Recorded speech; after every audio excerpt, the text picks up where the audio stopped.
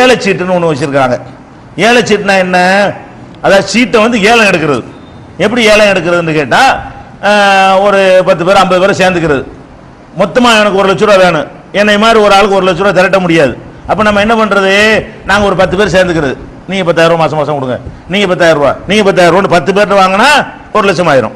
அந்த 10 பேரையும் ஒன்றா கூட்டி வச்சுக்கிட்டு அன்னைக்கு என்ன செய்யறது? 10 லட்ச ரூபா வந்துருச்சு, ஏலம் கேளுங்க. இப்போ 10 பேர் அங்கே இருப்பாங்க. 10,000 போட்டுவிட்டு என்ன செய்வாங்க? 10 லட்சம் 1 லட்சம் சேர்ந்துருமா?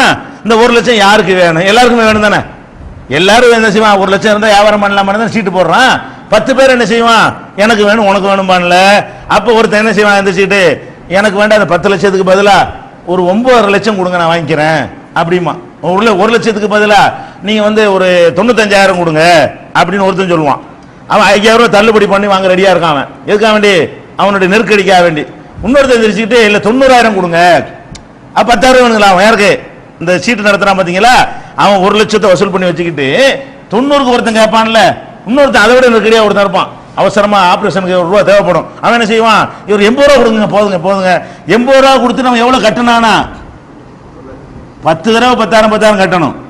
நீங்க தள்ளி போய் எடுக்கிறான 1 லட்சம் ரூபாய் வச்சுக்கிட்டு எனக்கு 90 தந்தா போதுங்கிறான, அவன் 90 ரூபா கட்டணும். அவன் 1 லட்ச ரூபா கட்டணும். 80 ரூபா தந்தா போதுங்கிறான, அவன் 1 லட்சம் ரூபா கட்டணும். 50 ரூபாய்க்கெல்லாம் வாங்குவான் சில நெருக்கடியில் விழுவான். போட்டி வந்து ரொம்ப அவசரமான ஒரு தேவையா இருந்தா என்ன செய்வான்?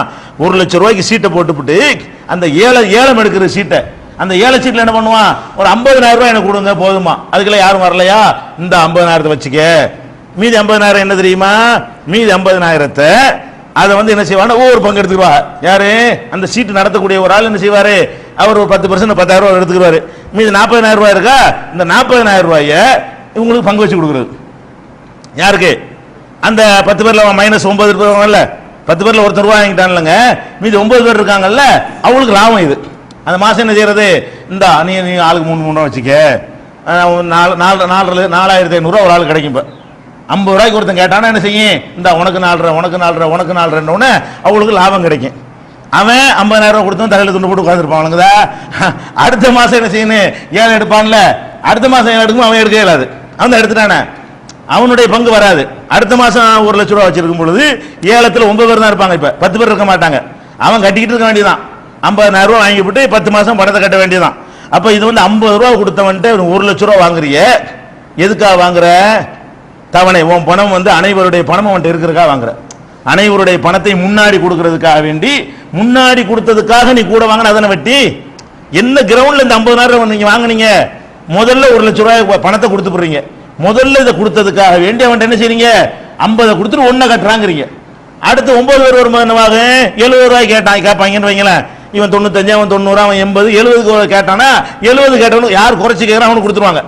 70 கேட்டா இப்ப 30 ரூபாய் அவன் வருமா? இந்த 30 ரூபாயை பங்கு வச்சு இப்படி கொடுக்குறது. இப்படியே கொடுத்துட்டு இந்த லாஸ்டா உள்ளவருக்கான அவனுக்கு இப்படி தொகை லட்டு மாதிரி கிடைச்சிரு. இந்த மாசம் வர வட்டியும் கிடைச்சிட்டு இருக்கு. இந்த வட்டியில பங்கு அவனுக்கு. அவனு வட்டி வாங்குறான், வட்டியில் அந்த சேர்ந்தவனையெல்லாம் கூட்டாளி வைக்கிறான். அவனு வட்டி வாங்குறாங்க. உங்களுக்கு இந்த கர்சா பேரு கசுரு என்னமோ பேரு இருக்கு. எது இந்த மாதிரி அவன்கிட்ட சுரண்டி வாங்குற ரூபாய்க்கு பேரு. அந்த ரூபாயை வந்து இருக்கிறவங்களுக்கு பங்கு வச்சு கொடுத்துறான். இருக்கிற 8 பேர் 7 பேருக்கு பங்கு வச்சு கொடுத்துறான். அப்ப இந்த 8 பேர் என்ன செய்யறான்? அந்த வட்டியில அவன் வந்து அவன் அது கூட்டாளி, அவனு வட்டி வாங்குறான். இப்ப அதைத்தானே பங்கு வச்சு கொடுக்குறான். அப்ப அதுல இருந்து அவன் வாங்கும் பொழுது எல்லாமே என்னவாகுது? அவ்வளவு பேர் வட்டி, நடத்துறவன் வட்டி, அதுல உள்ள சேர்ந்தவன் வட்டி. இந்த முதல்ல மாட்டினானே அவன் கூட அடுத்தடுத்த மாசத்துல அந்த கசுறுல அவனுக்கு லாபம் கிடைக்கும். முதல்ல 50 ரூபா கொடுத்துட்டா கூட அடுத்த மாசம் ஏலம் தான் எடுக்க இயலாது. இந்த தள்ளுபடி பண்ற காசு இருக்கும்ல, மிச்சம் இருக்கும்ல, அதுல அவன் லாபம். வட்டி கொடுக்குறவா வர்றா, வாங்குறவா வருவாங்க. எல்லாருமே என்ன செய்யறாங்க?